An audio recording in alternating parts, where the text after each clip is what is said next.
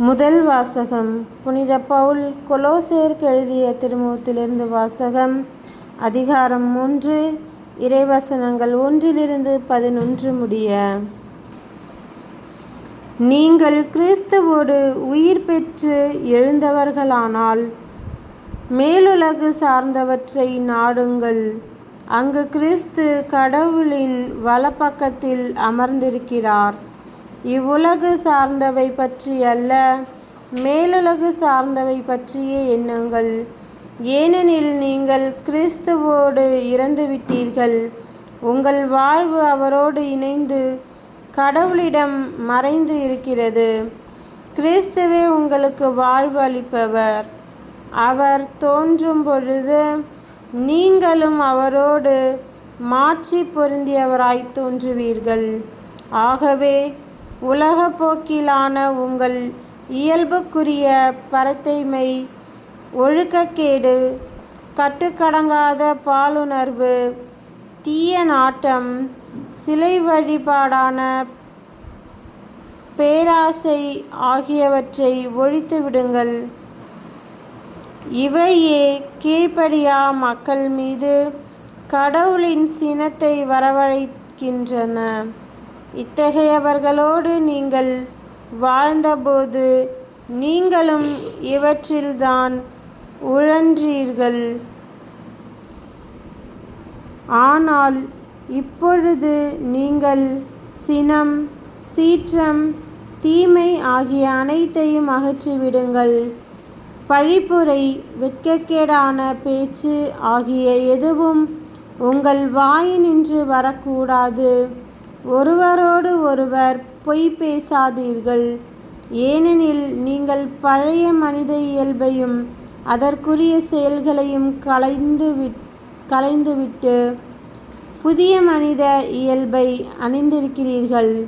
அவ்வியல்பு தன்னை உண்டாக்கினவரின் சாயலுக்கேற்ப புதுப்பிக்கப்படுகிறது. இவ்வாறு நீங்கள் கடவுளை முழுமையாய் அறிய முடியும். புதுப்பிக்கப்பட்ட நிலையில் கிரேக்கர் என்றும் யூதர் என்றும், விருத்தசேதனம் பெற்றவர் என்றும் விருத்தசேதனம் பெறாதவர் என்றும், நாகரிகமற்றோர் என்றும், சீத்தியர் என்றும், அடிமை என்றும், உரிமை குடிமக்கள் என்றும் வேறுபாடில்லை. கிறிஸ்துவே அனைவருள்ளும் அனைத்துமாயிருப்பார். ஆண்டவரின் அருள்வாக்கு. இறைவா உமக்கு நன்றி. நற்செய்தி வாசகம். புனித லூக்கா எழுதிய நற்செய்தியிலிருந்து வாசகம். அதிகாரம் 6, இறைவசனங்கள் 20-26 முடிய. இயேசு சீடர் மீது தம் பார்வையை பதித்து கூறியவை. ஏழைகளே, நீங்கள் பேறு பெற்றோர், ஏனெனில் இறையாட்சி உங்களுக்கு உரியதே. இப்பொழுது பட்டினியாயிருப்போரே, நீங்கள் பேறு பெற்றோர், ஏனெனில் நீங்கள் நிறைவு பெறுவீர்கள். இப்பொழுது அழுது கொண்டிருப்போரே, நீங்கள் பேறு பெற்றோர், ஏனெனில் நீங்கள் சிரித்து மகிழ்வீர்கள்.